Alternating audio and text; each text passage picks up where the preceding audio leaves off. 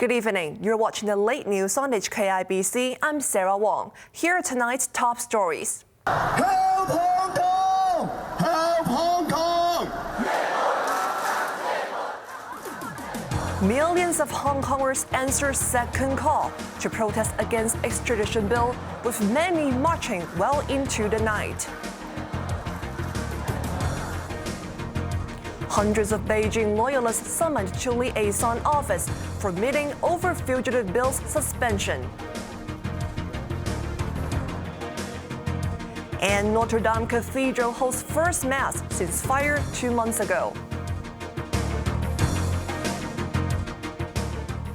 For the second Sunday in a row, millions of Hong Kongers were out in force calling for the complete withdrawal of the controversial extradition amendment bill and for Chief Executive Carrie Lam to resign. March organizers said 2 million people had come today, double last week's figure.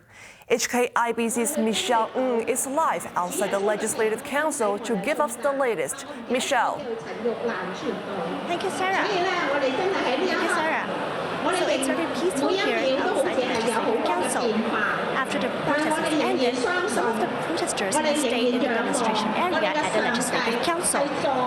Just a few minutes ago, Christian groups were singing hymns, and a father has come to preach the crowd and lead a prayer. Compared to last Sunday, and especially a few days ago, police presence has been light, with around 10 officers guarding up one of the entrances. So that's all from me for now. Back to you in the studio. Thank you, Michelle. In another clampdown, Chief Executive Carrie Lam apologized to the people of Hong Kong tonight. In a statement released at 8:30, a government spokesman said the chief executive admitted that the deficiencies in the government's work had led to substantial controversies and disputes in society, causing disappointment and grief among the people. As a result, the chief executive apologized and pledged to adopt a most sincere and humble attitude to accept criticisms and make improvements in serving the public. The spokesman added there was no timetable for restarting the process. The statement came after an overflow of demonstrators marched through the streets of Hong Kong today. Raymond Yang reports.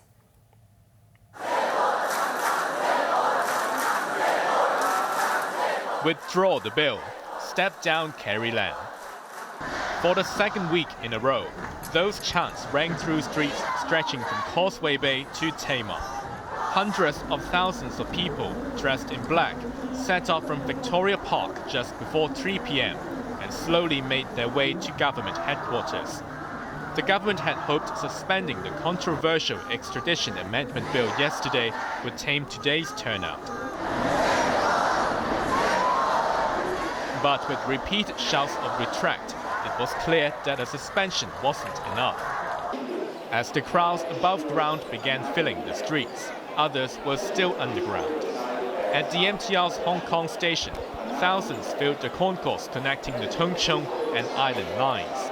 Crowd control measures were put in place, with trains having to bypass Causeway Bay and Tin Hau at one point. Even ferry services saw a surge in demand, with the line at Star Ferry in Tsim Sha Tsui stretching hundreds of meters. The marchers were originally asked to go through Hennessy Road, but the main artery became overwhelmed. The crowd spilled into Lockhart Road and later Gloucester Road, all heading westbound towards the government compound in Tamar. But what was meant as a relief became a problem later. All routes had to converge at Arsenal Streets so demonstrators could continue on to Queensway. At 7 p.m., 4 hours after the march began, a huge bottleneck remained outside police headquarters, but things remained peaceful. Apart from the black dress code, many also turned up with white flowers. They were paying their respects to an anti-extradition bill protester who fell to his death outside Pacific Place in Admiralty last night. Flowers and messages filled the area. The first group of marchers reached Tamar at around 6 p.m. Many dispersed peacefully. But the situation got out of hand on nearby Harcourt Road, where at least a dozen vehicles, including buses, became trapped after protesters spilled onto the road. The crowd eventually made way for cars to leave slowly. Raymond Yang, HKRBC. A Beijing loyalist says the central government respects, understands, and supports the SAR government's decision to shelve the extradition amendment bill. Tam Yu-chung made a comment after more than 200 local delegates to China's legislature and the political advisory body were summoned to the liaison office this morning. More from Raymond Yuan. The front door of Beijing's liaison office could have been mistaken for a five-star hotel this morning, as a stream of luxury vehicles rolled in and parked in front of the red-carpeted entrance. More than 200 local delegates to the National People's Congress and the country's political advisory body arrived after they were called to a meeting by top Beijing officials. The meeting was held a day after Chief Executive Carrie Lam suspended the extradition amendment bill, a move which has split the pro-establishment camp. Following the one-hour meeting, almost all delegates were seen leaving the office with a brown envelope. The envelopes contained a copy of statements from top bodies in charge of the city's affairs: the Hong Kong and Macau Affairs Office, the Foreign Ministry, the Liaison Office, and the Office of the Foreign Ministry's Commissioner. 尊重、理解、支持。 Tam Yu-chung, Hong Kong's sole member of the exclusive National People's Congress Standing Committee, said all the statements reiterated the same message. Beijing respects, understands, and supports the chief executive's decision to shelve the bill. Citing a rough survey conducted by Beijing officials, Tam said at least 67 statements were issued by foreign states regarding the bill, and such smear efforts had complicated matters. But their account contrasted with the Reuters report. It cited a source with ties to China's leadership as saying that Beijing now had severe doubts about Lam's capabilities after handling affairs surrounding the bill poorly. Neither the State Council nor the Liaison Office responded to Reuters' requests for comment. Raymond Yang, HKRBC. About 6,000 people have demonstrated in Taipei in support of Hong Kongers demanding the scrapping of the extradition amendment bill. Taiwanese civil groups joined Taiwan-based Hong Kong students and residents for the rally outside the legislature in Taipei. Like their Hong Kong counterparts, they held signs that read "No extradition to China." Other signs said Taiwan supports Hong Kong. Organizers said the demonstration was to show solidarity with Hong Kong people and condemn the SAR government's violation of human rights. Britain has welcomed Hong Kong's decision to suspend the amendment bill. Foreign Secretary Jeremy Hunt said Carrie Lam had heeded the concerns of those who stood up for human rights. The freedoms of Hong Kong, enshrined in the joint declaration, which is a legally binding international agreement between the UK and China, they are what has made Hong Kong one of the most dynamic, vibrant, successful countries on the planet. And Britain stands behind that agreement that we signed. Like everyone else, we are very worried that this new law might have been against either the spirit or the letter of that agreement. And we stand foursquare behind the people of Hong Kong. Beijing supporters demonstrated outside the U.S. consulate this morning, accusing the United States of interfering in Hong Kong's internal affairs. Mi Xiang reports. About 24 pro-Beijing politicians and their supporters have accused the United States of meddling in Hong Kong's internal affairs. The group, led by Federation of Trade Unions President Stanley Ng, protested outside the U.S. Consulate General this morning and urged Washington not to interfere. They accused the U.S. of colluding with the Democratic camp and inciting youths to engage in a violent street protest against the extradition amendment bill. Ng said it's a shame that the bill had to be shelved. A banner that read "Fight for Hong Kong" in English and Chinese was unfurled on Lion Rock this morning. The yellow banner, measuring 20 by 3 meters, was reported at around 6 a.m.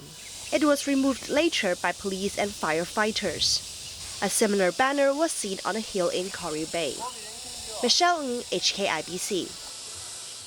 Turning overseas, France's famous Notre Dame Cathedral, which was devastated by a fire in April, held its first Mass. Despite the country's wealthy promising to fund its rebuilding, only a fraction of the money has come in. Around 30 priests and canons in white safety hats gathered in Notre Dame Cathedral, 2 months after a fire devastated one of Paris's most famous symbols. Piles of burnt wood could still be seen in the church, remnants of the cathedral's roof and spire. Unfazed by the risk of collapse, Archbishop of Paris Michel Obidich officiated the first Mass since the fire in a side chapel. Parishioners were not allowed in the church. They instead watched the Mass via live stream on their mobile phones. Some residents applauded the Archbishop for holding the service. France's Catholic community vowed to restore the historic landmark. We will rebuild this cathedral. It will take time, of course, a lot of money, a lot of time, a lot of work, but we will succeed. And today it's a small but a true victory against the disaster we have had in this cathedral. President Emmanuel Macron has pledged to rebuild the church in 5 years, a goal some experts have dismissed as unrealistic.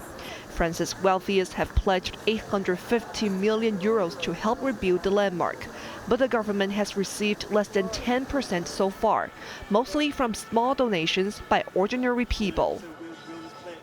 Passengers aboard a United Airlines flight experienced some frightening moments when their airplane blew out its tires as it landed in the U.S. state of New Jersey. After the blowout, Flight 627 from Denver skidded off the runway. The incident halted flights at Newark Liberty International Airport. The plane remained on the tarmac until it was towed away. No serious injuries were reported among the 166 passengers on board. The Federal Aviation Administration is investigating the incident. At least 11 people were killed and dozens more were injured after 2 car bombs rocked the Somali capital of Mogadishu. Authorities says the first bomb went off near a security checkpoint near the presidential palace, causing 9 deaths. A second blast followed near an airport checkpoint, killing the bomber and his accomplice. Islamic extremist group Al-Shabaab has claimed responsibility for the explosions. Mexico has begun its crackdown on irregular migrant flows coming through its border with Guatemala. Members of the Mexican National Guard were seen inspecting vehicles at the border with its neighbor. This was part of its pledge to the U.S. to tighten illegal immigrant controls in order to avoid being hit with tariffs. Mexican President Andrés Manuel López Obrador has vowed to beef up security at 68 border crossings where controls are lax. Crew members of a Norwegian-owned oil tanker, which was allegedly attacked by Iran in the Gulf of Oman, have arrived in the United Arab Emirates. The crew consisted of 11 Russians, 11 Filipinos, and 1 Georgian, spent 2 days in Iran before landing in Dubai. They were rescued by Iran after their ship was hit by an explosion and caught fire 3 days ago. The United States and Saudi Arabia have blamed Iran for orchestrating the attack, but Tehran brushed aside the allegations as an Iranophobic campaign.